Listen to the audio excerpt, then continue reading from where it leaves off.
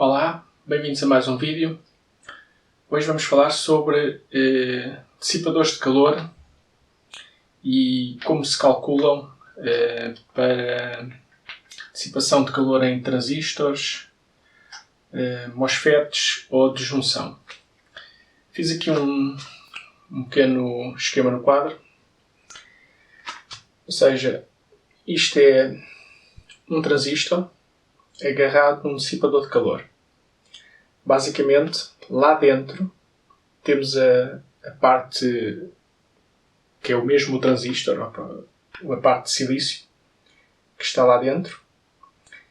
Esta parte aqui é uma embalagem plástica e esta parte é a parte metálica do transistor. A junção está encostada à parte metálica dentro do transistor. E, por sua vez, a parte metálica do transistor está encostada ao dissipador de calor, que normalmente é alumínio. O que é que acontece? Quando nós queremos dissipar calor, ou seja, o calor é produzido aqui na pastilha de silício. E nós queremos retirar esse calor, porque a pastilha de silício tem uma temperatura máxima sem se destruir, a partir da qual se destrói, portanto tem uma temperatura máxima admissível. Nós temos de retirar o calor produzido para o ambiente. Então como é que isso se processa? Sempre que nós mudamos, ou seja, podemos olhar para isto como uma sequência em série de vários materiais. Sempre que nós estamos a atravessar um material ou a passar entre materiais, existe uma resistência térmica. Da mesma forma que na eletricidade existem resistências à passagem da corrente, em materiais e em termos térmicos existem uma resistência à passagem do fluxo de calor. Portanto, o que é que nós precisamos de saber para fazer o cálculo de um dissipador? Precisamos de saber a potência que está a ser dissipada dentro do componente. Precisamos saber o valor das várias resistências até chegarmos ao ar ambiente. Se repararem aqui neste esquema, ou seja, isto é a visão de frente, ligeiramente de lado, não é? E aqui é lateral. O que é que nós temos aqui? Temos uma resistência entre a junção do transistor lá dentro e a embalagem metálica do transistor. Depois temos, eu aqui representei isto separado, ou seja, não está encostado ao dissipador. Mas porquê? Porque duas superfícies metálicas, mesmo que aparentemente sejam completamente lisas, não são. Existem sempre, a nível microscópico, imperfeições que, quando colocamos em contacto, a passagem do fluxo de calor não é perfeita. Portanto, vai haver uma resistência térmica de contacto. Eu representei aqui assim um bocadinho mais alargada, mas é muito estreitinha, mas existe aqui uma resistência de contacto. E depois existe outra resistência, que é a resistência do material que é feito o dissipador de calor para o ar ambiente. Podemos representar estas resistências como uma série de resistências. Fazemos assim. Se colocarmos aqui uma resistência, vou denominar aqui as resistências por fazer aqui um sinalzinho. Portanto, esta resistência é junção para o case. Isto é como aparece nos datasheets dos componentes. Resistência térmica junction to case. Portanto, é aquela resistência da junção para a caixa do transistor, a chapa de trás do transistor. Aqui temos a resistência case do heatsink, ou seja, a resistência da caixa do transistor para o heatsink, em inglês, ou seja, o dissipador de calor. E depois temos esta resistência, que é a resistência do heatsink para o ambiente, ou seja, a resistência do dissipador de calor para o ambiente. Podemos colocá-las, as três, em série. Portanto, aqui será esta, seguida da outra, e depois, finalmente, da outra.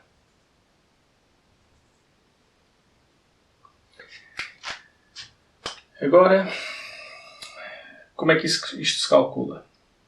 Antes de falarmos nos cálculos das resistências e do dissipador, vou falar como é que se calcula a potência dissipada nos transistores MOSFET ou de junção, para sabermos que potências é que depois temos de dissipar através dos dissipadores de calor. Então vamos ver um transistor bipolar. Vou representar aqui um transistor bipolar NPN. E qual é a fórmula para a potência num transistor deste tipo? Portanto, nós temos aqui o IB, o IE, o IC. Em termos de tensões, temos aqui VCE e aqui VBE. A potência num transistor deste tipo é a tensão VCE vezes IC mais o VBE vezes IB. Se considerarmos que o ganho de corrente do transistor é muito elevado e IB é muito pequenino, portanto, esta forma pode-se simplificar de duas formas. Pode simplificar desta forma, ou então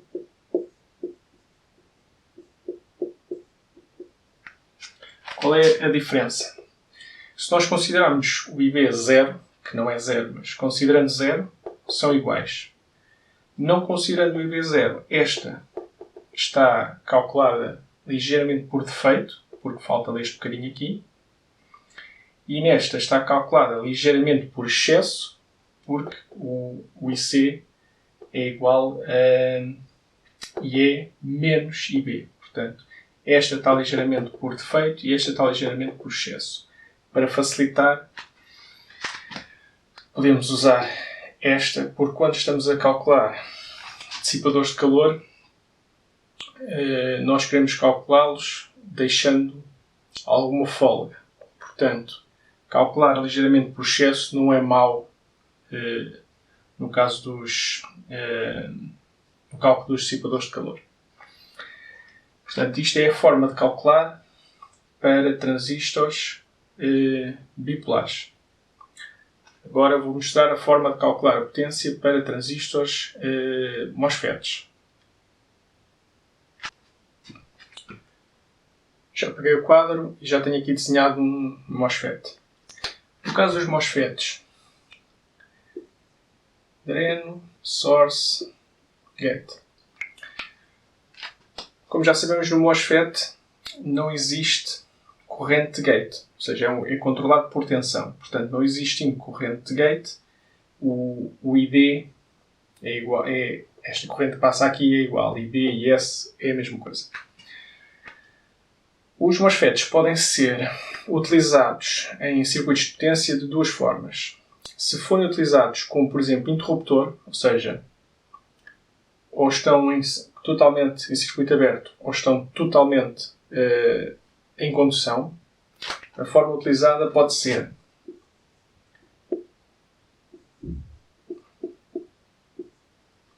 podemos utilizar esta forma, que é a corrente ao quadrado vezes a resistência. Neste caso, a resistência será a resistência que aparece nos datasheets, denominada por RDS ON. Ou seja, é a resistência drain source quando o transistor está em condução, totalmente em condução, vezes o ID ao quadrado.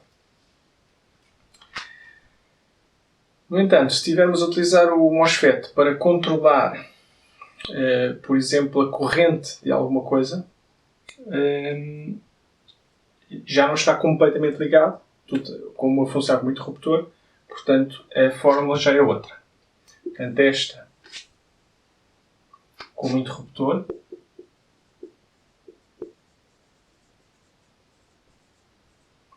se for como carga, a fórmula já é outra. Já é VDS vezes ID.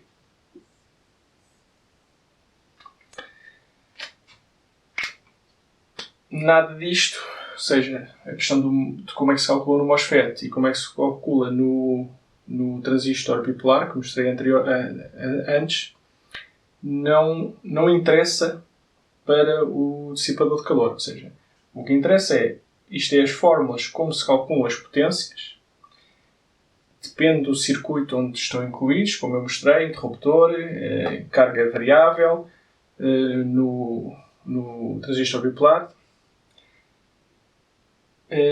No entanto, para o cálculo do dissipador, o que vai interessar é o resultado destas ou da outra conta do transistor bipolar. É em que condições, qual é a potência, em que condições é que vai trabalhar o transistor, seja ele qual for. Vou voltar a apagar o quadro e então vamos voltar ao cálculo do dissipador. Vamos então agora ver dois exemplos.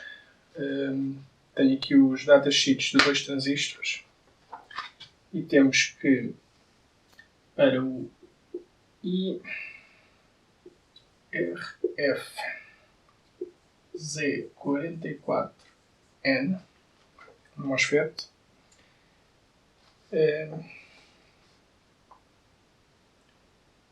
a resistência, esta resistência, ou seja, aqui dentro, é 1,5 graus Celsius por watt. E a temperatura máxima é 175 graus. Depois tenho aqui outro, um NPN, que é o TIP 141, que a resistência junção para a caixa é e a temperatura máxima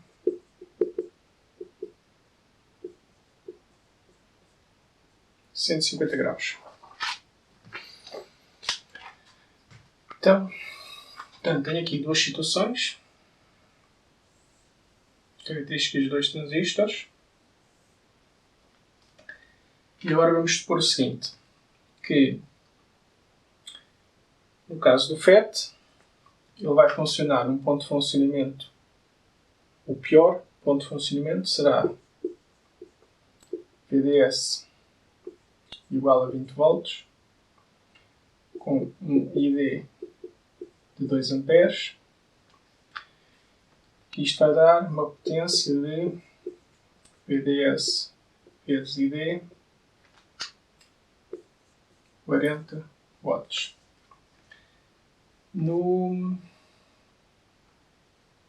Portanto, isto é as contas aqui.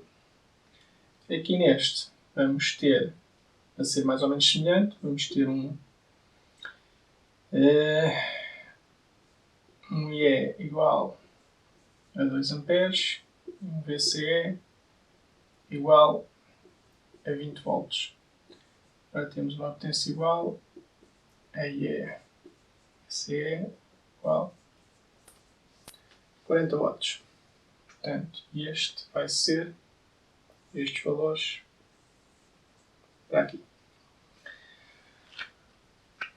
Agora vamos fazer o cálculo do dissipador. Portanto, vamos começar com o FET. Como é que fazemos isto? Fazemos desta forma, ou seja, aqui colocamos a temperatura máxima admissível. Portanto, 175 graus. Isto é o máximo que pode estar na junção do transistor. Agora vamos calcular, sabemos que aqui é 5 graus por watt. Então vamos calcular qual é a temperatura aqui, ou seja, a temperatura da chapa do transistor. E essa temperatura, como é que se obtém? Obtém-se multiplicando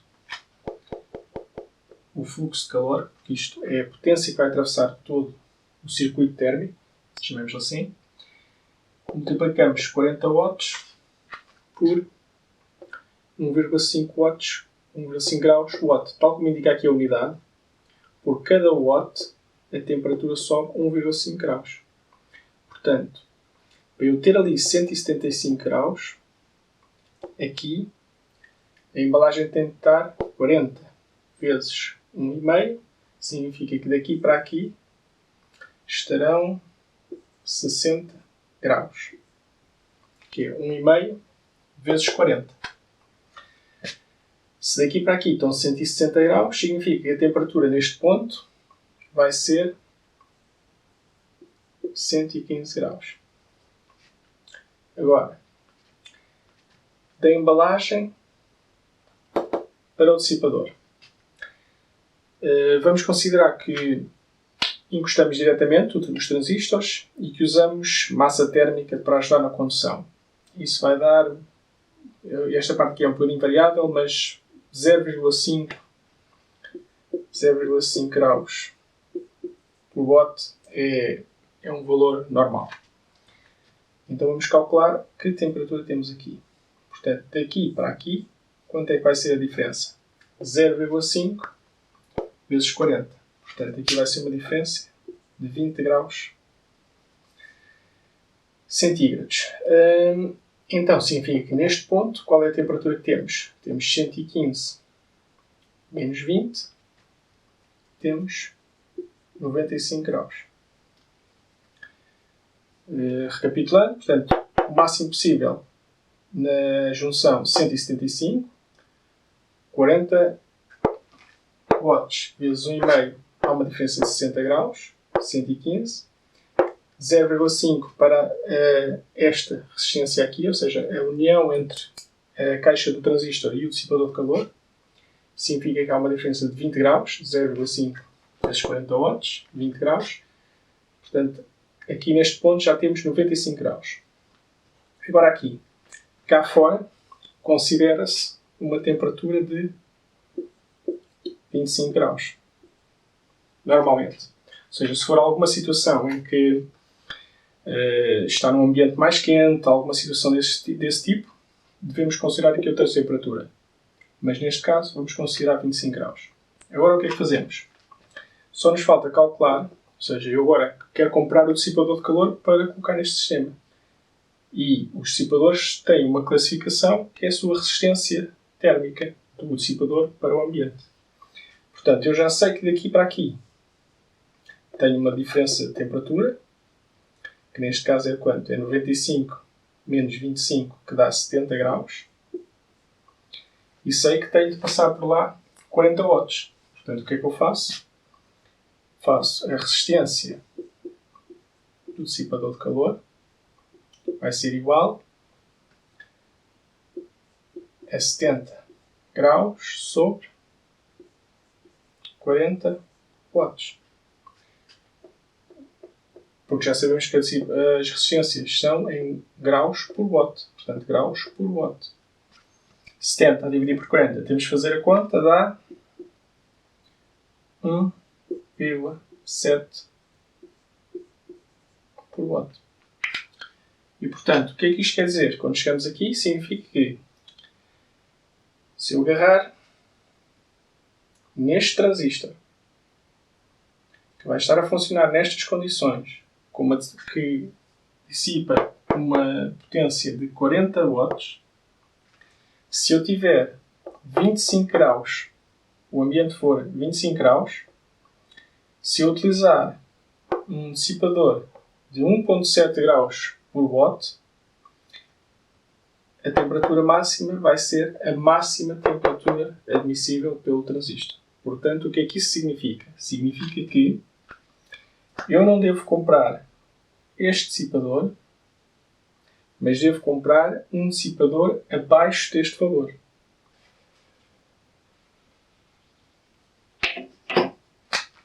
Terá de ser menor a resistência do dissipador de calor, terá de ser menor que 1,7. Para quê? Para a temperatura da junção do transistor não atingir esta temperatura máxima admissível. Portanto, nestas condições que estamos aqui a ver, para estes valores deste transistor, o resultado foi menor que 1,7 graus watt. Agora, vou apagar o quadro, aqui os valores, e vamos calcular para o outro transistor. Já apaguei os valores, deixei apenas a parte que é comum, ou seja, vamos considerar a mesma resistência térmica da caixa do transistor para o dissipador de calor, com massa térmica, com este valor. Portanto, neste caso agora temos um NPN, que tem como resistência da junção para a caixa de 1 grau por watt e uma temperatura máxima de 150 graus na junção. Portanto, vamos ver com os mesmos 40 watts. Significa que daqui para aqui vamos ter uma diferença de 40 graus, que é o valor da resistência térmica vezes o fluxo de calor. Significa que neste ponto vamos ter 110 graus. Aqui vão ficar 40 vezes 0,5, 20 graus. Portanto, neste ponto vamos ter 110 menos 20, 90 graus. E aqui voltamos a ter 25 graus. Temos, portanto, de calcular esta resistência. Portanto, daqui para aqui temos 90, temos 65 graus. Portanto, vamos calcular o dissipador de calor. Será igual a 65 graus sobre os 40 watts.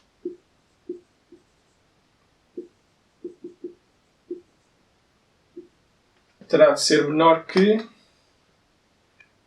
1,63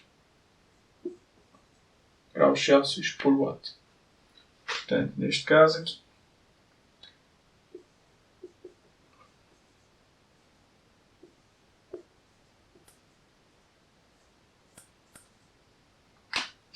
por acaso deu valores parecidos.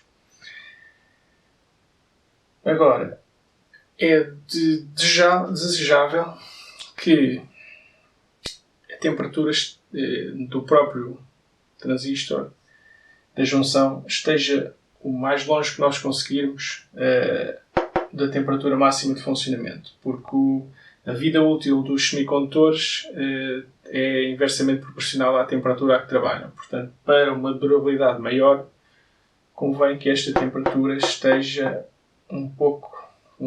bastante abaixo desta.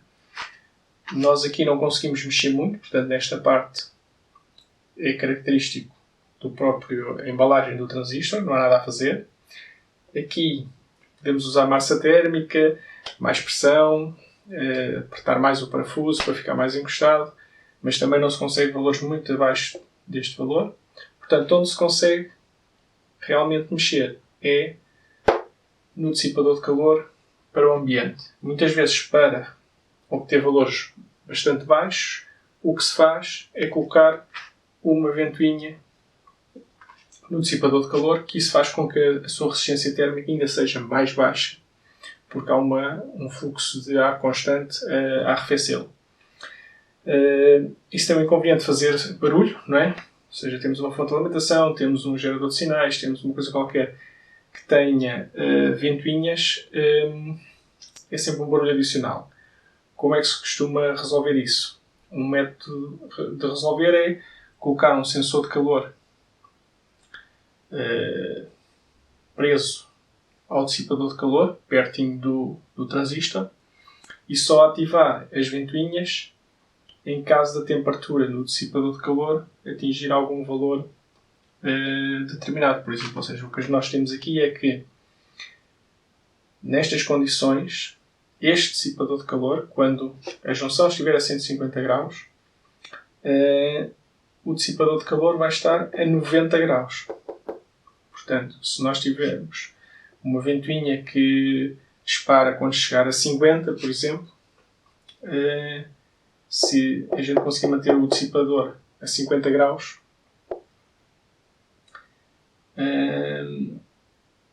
de certeza que a temperatura ali em cima fica mais baixa.